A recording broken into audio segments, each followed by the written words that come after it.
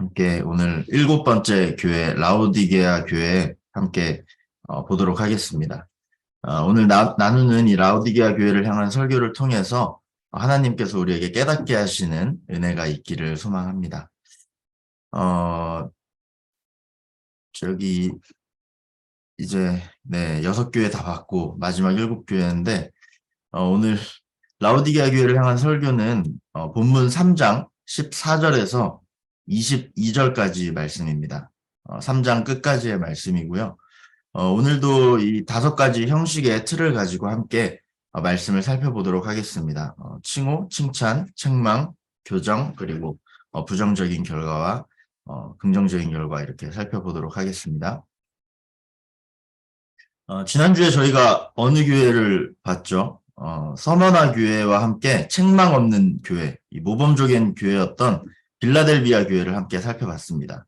혹시 빌라델비아 바로 전 교회도 기억하시나요? 네, 4대 교회. 오늘 보게 될 마지막 라오디게아 교회가 이 4대 교회와 같이 책망만 있는 교회입니다. 칭찬이 없는. 7교회를 향한 설교가 배치된 거 제가 이렇게 말씀드렸죠. 이 중에 이렇게 마지막 라오디게아 교회도 건강하지 않은 교회인데 4대 교회와 마찬가지로 칭찬 하나 없이 책망만 받은 그런 교회입니다. 이 라오디게아 교회를 향해서 예수님께서 어떻게 말씀하시는지, 그리고 또 그 말씀을 통해서 오늘 우리에게 하시고자 하는 말씀이 무엇인지 함께 살펴보도록 하겠습니다. 첫 번째 칭호입니다. 예수님의 칭호 3장 14절 말씀 함께 읽겠습니다. 시작. 라오디게아 교회의 사자에게 편지하라. 아멘이시요 충성되고 참된 증인이시요 하나님의 창조의 근본이신 이가 이르시되. 이 전형적인 패턴대로 교회에 편지하라라는 이 문구 이후에 예수님의 칭호가 나옵니다. 건강한 교회든 건강하지 않은 교회든 이 교회에 편지하라는 위임과 이어서 나오는 이 칭호의 패턴은 7교회 모두에게 동일합니다. 매주 말씀드리고 있는데 이 칭호는 보통 2개가 나오죠. 저기 3번째 교회였던 이 좌우에 날성검을 가지시니라는 칭호로 예수님을 표현했던 이 버가모 교회 빼고는 계속해서 2개씩 칭호가 나왔고요. 지난주에 저희가 빌라델비아 교회를 봤는데 그때 처음으로 칭호가 3가지였습니다. 기억하시죠? 거룩하시니, 진실하시니, 다윗의 열쇠를 가지시니 이렇게 3가지가 나왔었는데 오늘 마지막 이 라오디게아 교회를 향한 설교에서도 빌라델비아 교회처럼 칭호가 3개 등장합니다. 이 마지막을 향해 가니까 예수님도 하고 싶은 말씀이 많으셨던 것 같아요. 이 아멘이시니, 그리고 충성되고 참된 증인이시니, 그리고 하나님의 창조의 근본이시니 이렇게 3가지 칭호가 나옵니다. 이 첫 번째 칭호, 아멘이시요 하는 데서 이 첫 번째 칭호인데요. 아멘이신 이는 또 구약 성경에서 따온 칭호입니다. 어디 구약 성경에서 따왔을까요? 계속 지금 단골 손님이죠. 이사야입니다. 이사야 이 65장 16절 말씀을 보면 한번 읽어보겠습니다. 화면 보고 65장 16절 말씀입니다. 시작. 이러므로 땅에서 자기를 위하여 복을 구하는 자는 진리의 하나님을 향하여 복을 구할 것이요 땅에서 맹세하는 자는 진리의 하나님으로 맹세하리니 이는 이전 환란이 잊어졌고 내 눈앞에 숨겨졌음이라. 네, 우리가 65장 16절 말씀을 읽었는데 대체 어디서 따온 건지 잘 모르시겠죠. 여기서 이 진리의 하나님이라고 2번 등장합니다. 네, 근데 이 진리의 하나님이 히브리어 원어로 벨로헤 아멘입니다. 벨로헤 아멘. 그래서 그냥 직역하면 아멘의 하나님이에요. 아멘의 하나님. 그래서 아멘의 하나님으로 아멘의 하나님을 향하여라는 이런 뜻을 가지고 있는데 이 벨로의 아멘이 그렇습니다. 근데 이 원어를 벨로의 아멘을 그 70인역에서 헬라어로 번역할 때 톤테온 톤 알레티논이라고 이렇게 번역을 했어요. 헬라어로. 우리가 흔히 아멘이라고 고백할 때 그렇게 될 줄 믿습니다. 그 말씀이 참됩니다. 라는 뜻을 우리가 가지고 아멘이라고 고백을 하잖아요. 이 아멘이라는 히브리어 단어의 원래 뜻 자체가 진실로, 확실히, 참으로 그리 되게 하옵소서 막 이런 뜻을 가지고 있습니다. 그래서 이 아멘의 하나님이라는 단어가 이 벨로의 아멘을 70인역에서 이렇게 톤 떼온 톤 알레티논이라고 번역을 했는데 이게 진리의 하나님으로 나온 거죠. 그러니까 지금 이사야 65장에 2번 등장하는 이 진리의 하나님하고 오늘 본문에서 우리가 보는 아멘이신 분, 아멘이신 예수님은 동일한 표현인 것입니다. 네, 이해가 되시나요? 물론 이 아멘이라는 단어가 성경에서 굉장히 많이 등장을 하잖아요. 우리가 성경을 읽다 보면. 그런데 이 아멘이 사용된 뜻과 상황을 보면 위에 두 표현이 동일한 표현이라는 것이 더욱 확실시 됩니다. 앞서 말씀드린 것처럼 아멘은 문자적으로 참되다, 진실되다라는 의미를 가지고 있는데 이 신약 성경에만 130회 정도 나온다고 해요. 굉장히 많이 나오죠. 근데 대부분 어떤 문장의 마지막에 자리하잖아요. 이게 그 말이 참됩니다. 그렇게 이루어질 줄 믿습니다. 라는 의미를 가지고 문장을 마무리할 때 아멘 이렇게 마무리를 짓습니다. 그런데 이 신약 성경에서 아멘이 사용된 구절들 가운데 이것이 이름으로 사용된 경우가 유일하게 하나 있습니다. 어딜까요? 네, 오늘 우리가 읽은 이 본문입니다. 아멘이신 분, 아멘이신 예수님, 요거에서만 딱 이름으로 사용이 됐어요. 그리고 평행이론 구약 성경에서도 여러 차례 아멘이 등장하는데 그 이름을 수식하는 데 사용된 유일한 경우가 바로 우리가 읽은 이 65장 16절에 진리의 하나님, 이 벨로의 아멘, 이 여기서 사용된 겁니다. 그래서 이제 이런 상황들을 고려해 봤을 때 이 예수님의 첫 번째 칭호, 이 아멘이신 분은 이사야 본문에서 유래했음이 거의 확실치 되는 거죠. 그래서 제가 매번 설명드리는 것처럼 이 구약에서 하나님을 표현한 단어가 예수님의 칭호로 이렇게 동일하게 사용되는 것은 분명한 하나의 의도가 있습니다. 예수님의 신성, 그 신적 지위를 주장하는 거죠. 예수 그리스도가 하나님이라는 사실을 강조하는 겁니다. 너희들이 알고 있는 그 하나님이 곧 예수님이다라는 걸 나타내는 거죠. 아멘의 예수님, 진리의 예수님 이렇게 표현하는 겁니다. 그래서 우리가 하나님의 말씀 앞에 아멘이라고 고백하는 것처럼 이 예수님은 한번 약속하시고 또 계획하신 것은 반드시 이루어내시는 언약의 하나님이시다라는 걸 의미하면서 이렇게 아멘이신 분이라고 칭호를 나타낸 것이고요. 우리가 두 번째 칭호를 보면 아멘이시오 다음에 충성되고 참된 증인이라고 나옵니다. 이건 이 앞에 있는 아멘이신 예수님을 보충하는 표현이라고 할 수 있습니다. 이 충성하고 참된 이거를 헬라어 원어로 또 보면 피스토스랑 알레티노스입니다. 아까 전에 본 알레티논 요거 그 톤테온 톤 알레티논하고 똑같은 단어인데요. 알레티노스 여기서 뜻대로 보면 신실한, 진실한 이런 뜻을 가지고 있습니다. 피스토스가 신실한, 또 알레티노스가 진실한. 그래서 그냥 그대로 해석해 보면 신실하고 진실한 증인이시라는 거죠. 이 아멘의 예수님은 곧 약속하시고 계획하신 것은 반드시 이루시는 하나님을 의미한다고 좀 전에 말씀드렸잖아요. 그런 것처럼 예수님이 이 십자가의 구속사역을 직접 이루어내셨습니다. 그리고 예수님 자신이 그 십자가 사건의 확실한 증인이심을 지금 이어서 말씀하고 계시는 거예요. 아멘이시며 충성되고 참된 증인이라 표현하신 것은 예수님께서 진리를 전파하셨을 뿐 아니라 이 진리를 이루시기 위해서 목숨까지 버리셨고 그리고 그 십자가 사건에 대한 가장 확실하고 진실된 증인이라는 이 의미까지 담고 있는 겁니다. 그리고 이어서 세 번째 칭호, 하나님의 창조의 근본이라고 표현하는데 이 칭호 또한 그 예수님의 신성을 계속해서 강조하는 표현입니다. 예수님 역시 하나님과 같이 창조의 시작점임을 의미하는 거죠. 그러니까 예수님은 피조물이 아니라는 겁니다. 예수님은 조물주, 창조주라는 것이죠. 오늘 본문에서 이 예수님이 창조의 근본이라고 표현하신 것은 모든 피조물을 창조하시고 다스리시는 이 절대적인 이 예수님의 지위와 역할을 나타낸 겁니다. 네, 이렇게 하나님과 같은 절대적인 예수 그리스도의 지위와 역할, 이거를 강조했음을 아시면 되고요. 이렇게 세 개의 칭찬을 살펴보고 이제 칭찬 부분인데 아까 말씀드린 것처럼 칭찬 없습니다. 네, 서머나와 이 빌라델비아 교회를 향한 설교에서 책망 달랑이 책망 단락이 생략됐잖아요. 두 번째랑 여섯 번째 교회 때.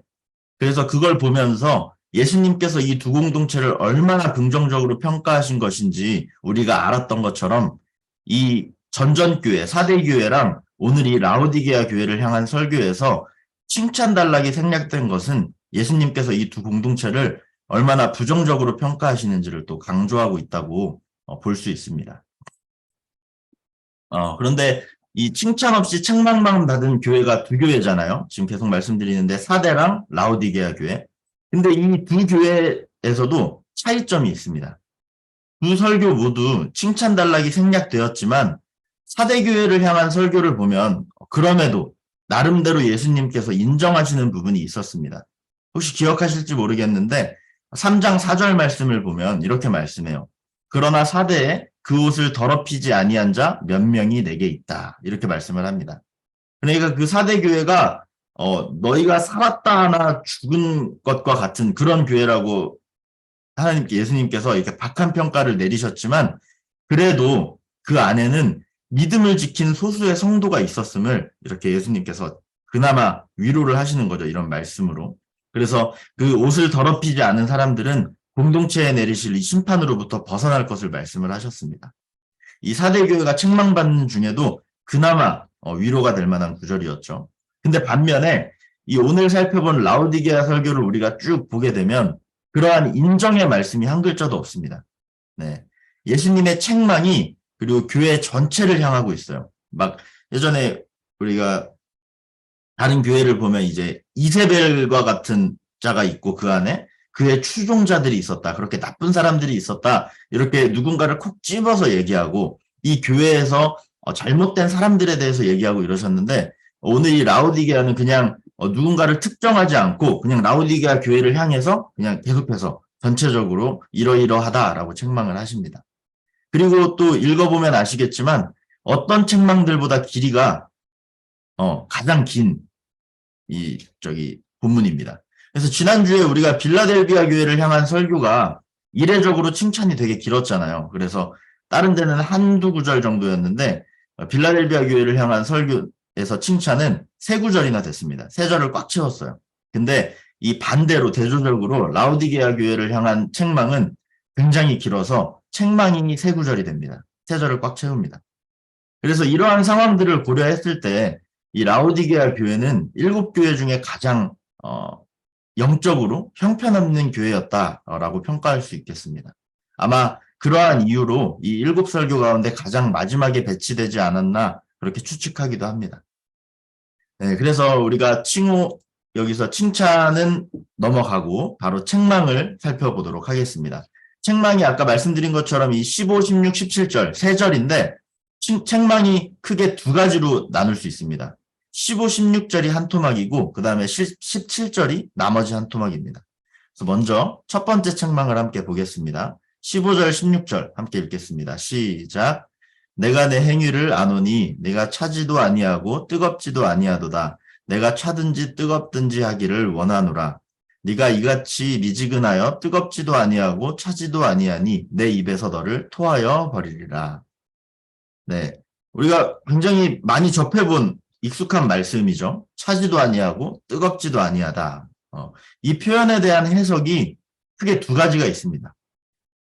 먼저는 뜨겁거나 차거나 또 미지근한 이 온도가 각각 신앙에 대한 열정과 헌신의 정도를 나타낸다라고 보는 관점입니다.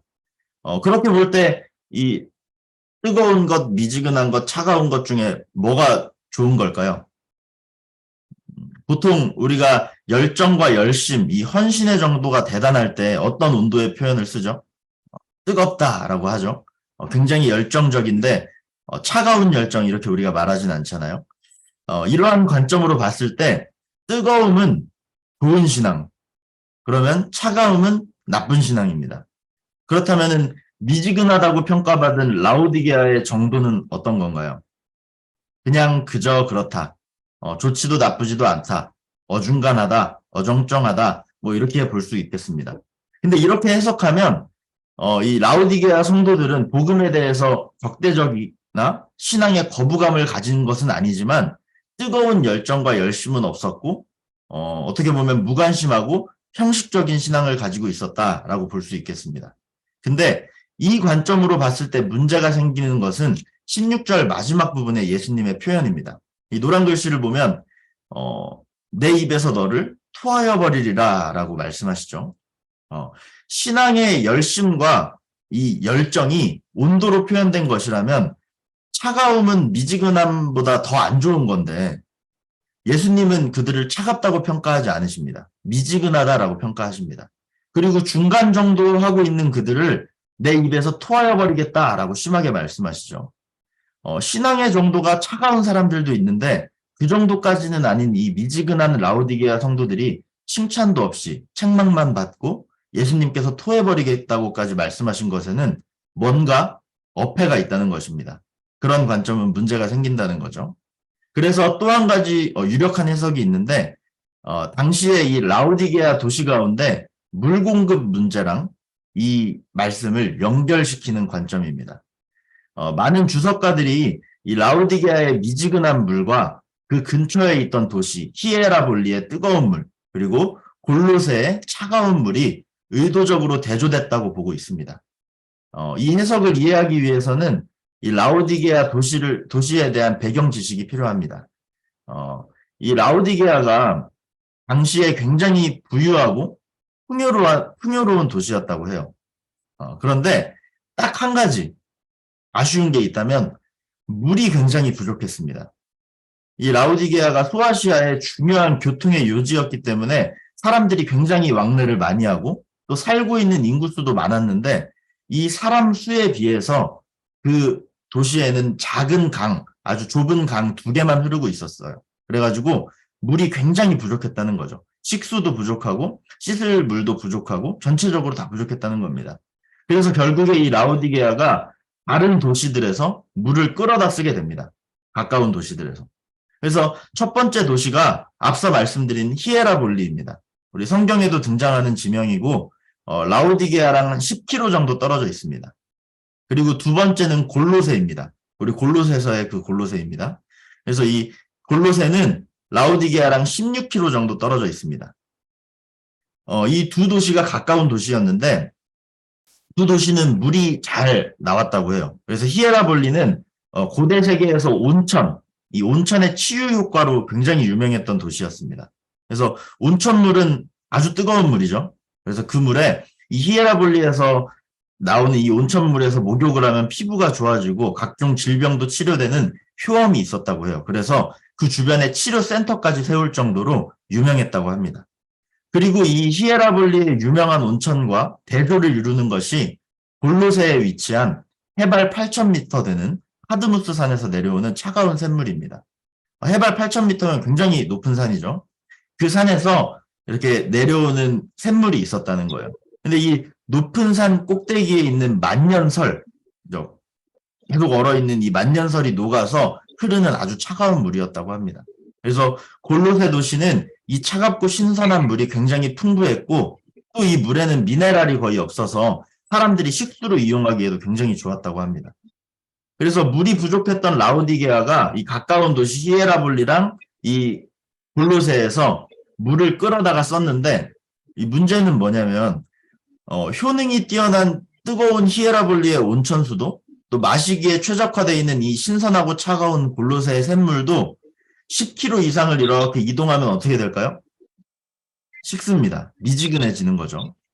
지금의 기술로는 이 신선도를 유지하는 게 충분히 가능했겠지만 그때 당시에 이 돌로 만든 파이프를 이용했다고 합니다. 이 돌로 만들어진 파이프로 물을 쭉 끌어다 오는 건데 그렇게 되면 이 10km를 넘게 이동하는 동안 물이 미지근해지는 것뿐만 아니라 이 뜨겁고 차가운 물에 녹아있던 이 석회 성분이 침전물을 만들어내요.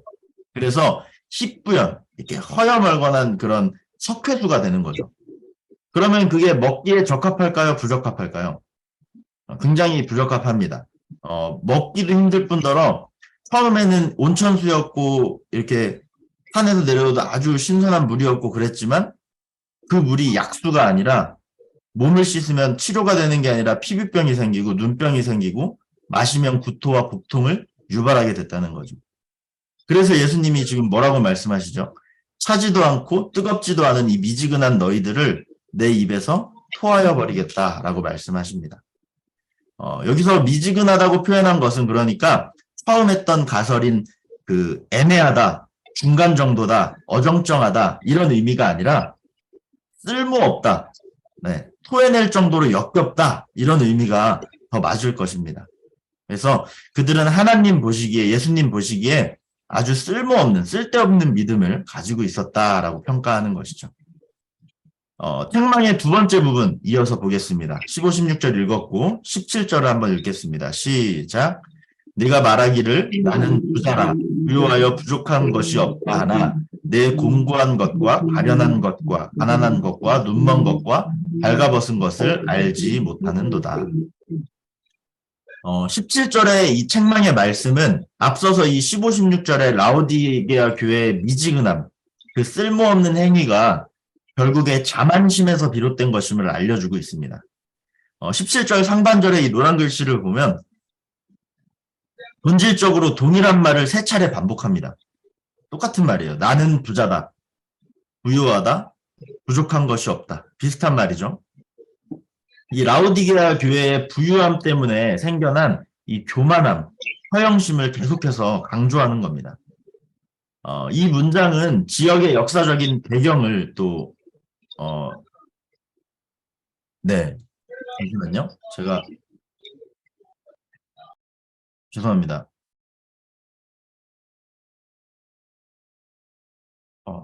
예. 죄송합니다. 녹화를 안 한 줄 알고 깜짝 놀라서, 예.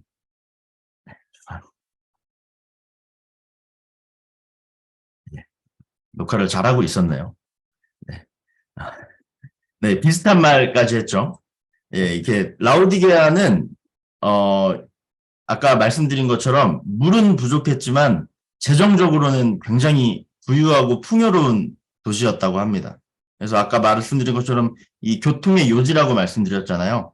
이 동서양을 잇는 중요한 도시 중에 하나였기 때문에 이 여러 물건들과 또 사람들의 왕래가 많았습니다.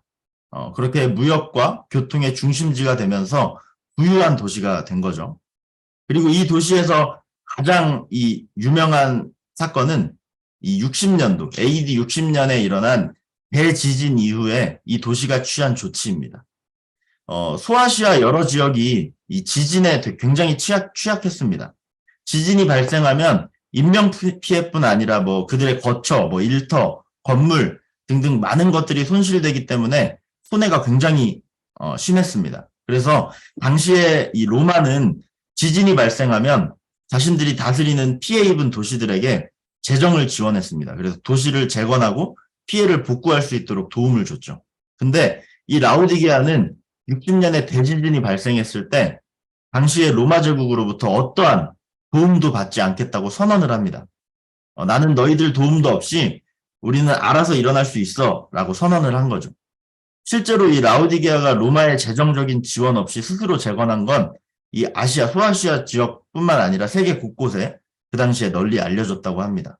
그만큼 재정적으로 풍요로웠다는 거죠. 이러한 상황들을 볼 때 라오디게아가 얼마나 부유했는지를 우리가 추측해 볼 수 있겠죠. 또 당시에 이 로마의 지원을 거부했다는 사실은 라오디게아의 자부심 혹은 자만심 가득한 태도를 보여주기도 합니다. 이 라오디게아 사람들은 자신들이 그렇게 스스로 일어섰다라는 이 사실에 대해서 그리고 자신들의 능력과 이 부유함에 대해서 아주 강한 자부심을 갖고 있었다는 거예요. 그러니까 세 번이나 나는 부자다, 부유하다, 부족한 것이 없다라고 표현된 거죠. 근데 그 자부심을 넘어서 자만심이 된 겁니다.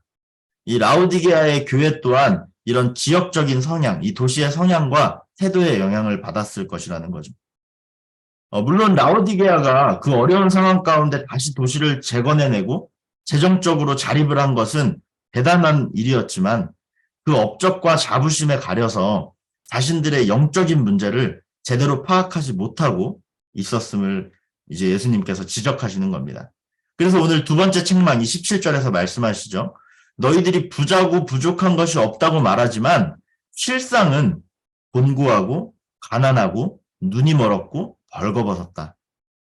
너희들이 이런 줄 알고 있었지만 너희들은 니들이 잘난 줄 알았겠지만 아니었어 라고 말씀하시는 거죠. 꽤 익숙한 표현 아닌가요? 우리가 사대교회를 향한 책망에서 보면은 이렇게 3장 1절에 네가 살았다는 이름은 가졌으나 죽은 자로다 라고 말씀하신 것처럼 니들이 이런 줄 알고 있지만 니들 사실은 현실은 이래 라고 예수님께서 이렇게 콕 집어서 말씀하시는 겁니다. 그러니까 이들의 문제는 자신들의 자만과 허영에 빠져서 그들이 처한 상황을, 자신들이 처한 상황을 객관적으로 바라보지 못했다는 거죠. 그래서 이어서 교정단락을 보면 이 교정단락을 통해서 예수님께서 돌이킬 것을 말씀하십니다. 라오디게아 교회의 이 미지근한 태도가 허영심과 자만심이 넘치는 토해내버릴 정도로 구토를 유발하는 행위지만 그래도 예수님은 이 교정단락을 통해서 회개할 것을 촉구하시는 거죠. 그리고 회개하면 용서해 주시겠다. 이기는 자에 대한 상을 내가 허락하겠다라고 말씀하시는 겁니다. 18절, 19절 교정단락을 함께 읽어보겠습니다. 시작. 내가 너를 권하노니 내게서 불로 연단한 금을 사서 부요하게 하고 흰옷을 사서 입어 벌거벗은 수치를 보이지 않게 하고 안약을 사서 눈에 발라 보게 하라. 물은 내가 사랑하는 자를 책망하여 징계하노니 그러므로 내가 열심을 내라. 회개하라. 네. 부유한 줄 알았지만 실상은 가난한 이 영적 상태에 놓여있는 라오디게아 교회 가운데 예수님께서 이 교정단락 18절, 19절을 통해서 해결책을 말씀해 주십니다. 책망 부분을 보면 가련하고 가난하며 눈이 멀었고 벌거벗었다라고 말씀하셨는데 이것에 대해서 하나하나 다시 짚으시면서 해결책을 제시해 주시는 거예요. 먼저 보면은 불로 연단한 금을 사서 부유하게 하고라고 말씀합니다. 네가 정말로 부유하게 되려면은 나한테서 불로 연단한 금을 사라라고 말씀하십니다. 이 연단한 금 은유는 금을 이 성경에서 다른 성경에서도 우리가 본 적이 있잖아요. 이 연단된 금, 정금같이 나오리라 이런 말씀처럼 이 금을 엄청난 고열, 고온에서 녹여서 불순물을 제거하는 겁니다. 그래서 순금만 남도록 하는 이 정제 과정이죠. 그래서 이 은유는 고대 세계 안에서도 잘 알려져 있던 은유입니다. 성경에서도 연단하는 금에 대한 은유가 여러 번 등장하고 이 뜻은 이 불순물을 제거한다는 게 죄를 제거하라는 거죠. 죄라는 불순물을 제거함으로 도덕성을 회복하라는 것을 뜻하는 그런 보편적인 은유입니다. 연단된 금 은유. 그래서 라오디게아 성도들은 자신들이 스스로 부족할 것이 없고 부유하다고 지금 착각하고 있지만 그것은 불순물이 제거되지 않은, 정제되지 않은, 연단받지 않은 원석 그대로의 모습이라는 거예요. 그래서 라오디게아 교회는 예수님을 토하고 싶게 만들었던 그 미지근한 행위, 쓸데없는 행위, 그 무익한 행위를 제거해야만, 불순물을 제거하듯이 열로 제거해야만 비로소 영적인 가난을 회복하고 또 예수님 안에서 진정한 부유함을 누릴 수 있다는 것을 의미합니다. 또 이어서 흰옷을 사서 입으라고 말씀하시죠. 그래서 벌거벗은 수치를 보이지 않게 하라라고 말씀하십니다.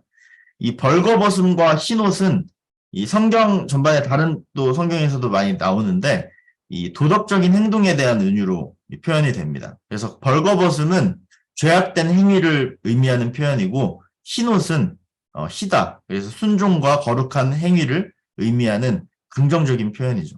그러니까 이 라오디게아 성도들이 마찬가지로 무익한 행위, 구토를 유발하는 이 죄악된 행위를 저지름으로 스스로 영적으로 벌거벗은 지금 상태에 있다는 겁니다.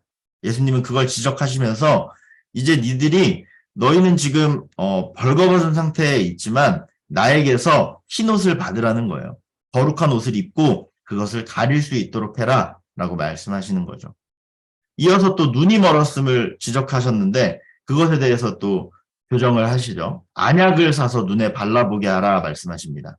이 눈이 멀었다 하는 것은 우리가 꼭 성경이 아니더라도 굉장히 부정적인 표현으로 많이 쓰이잖아요.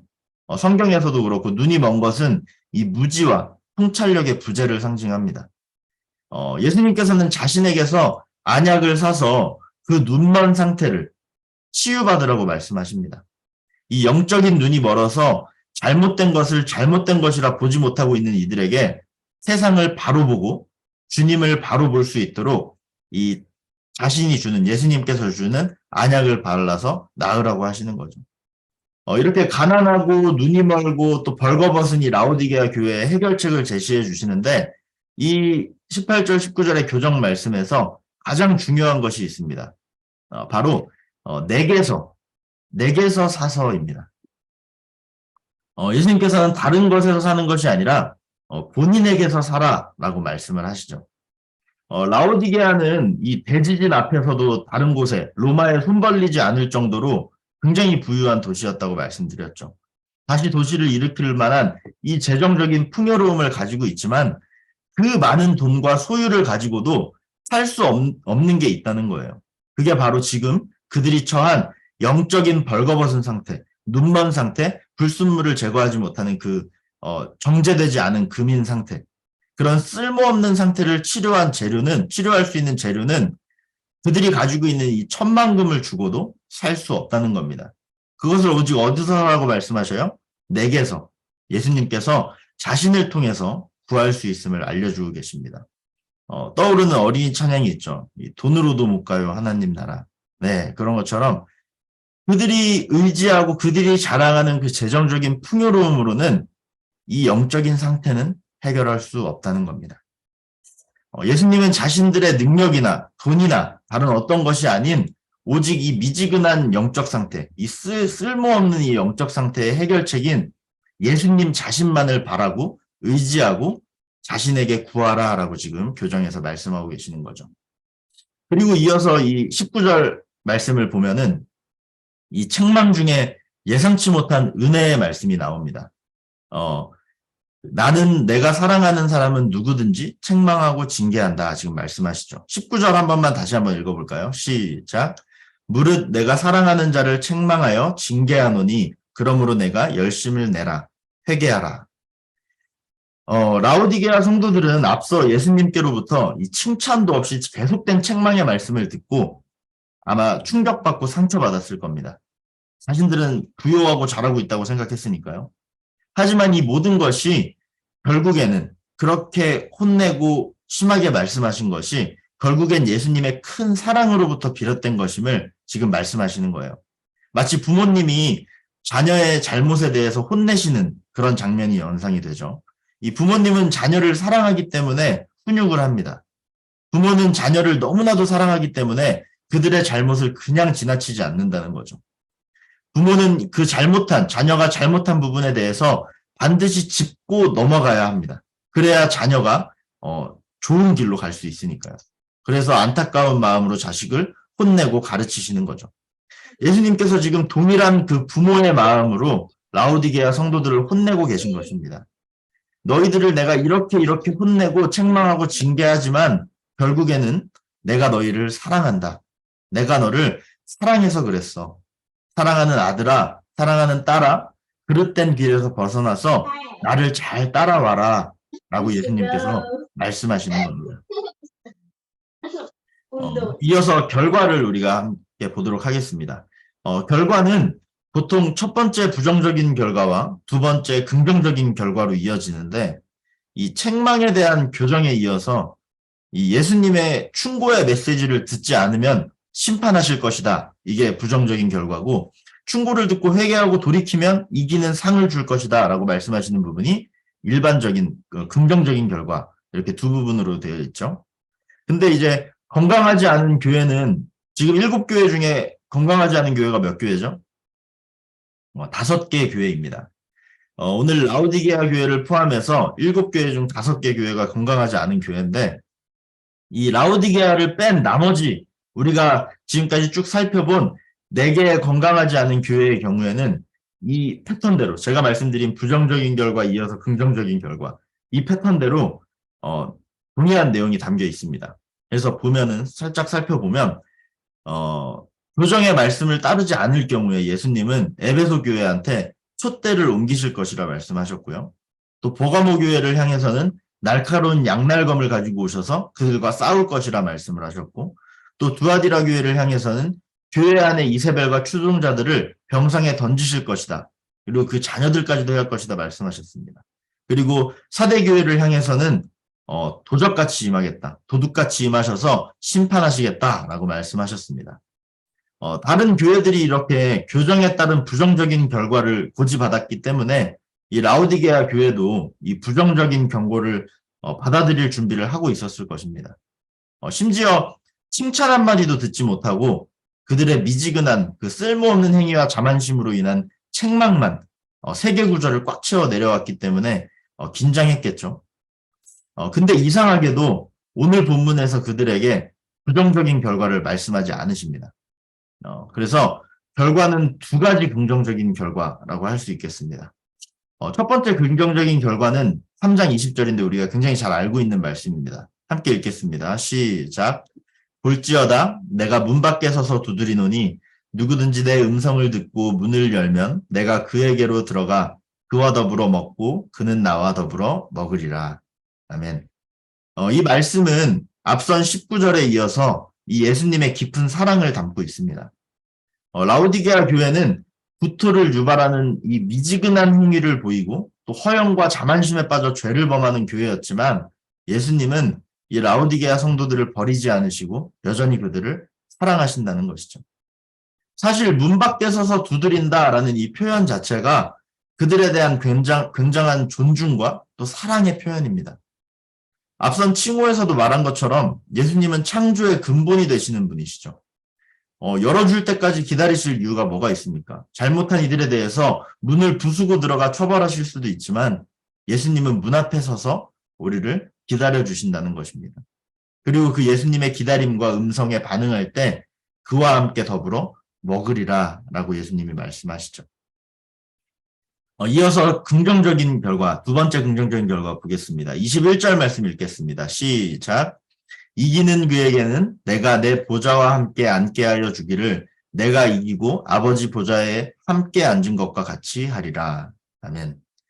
이 두 번째 긍정적인 결과에는 이기는 그라고 이 승리 전형 문구가 나옵니다.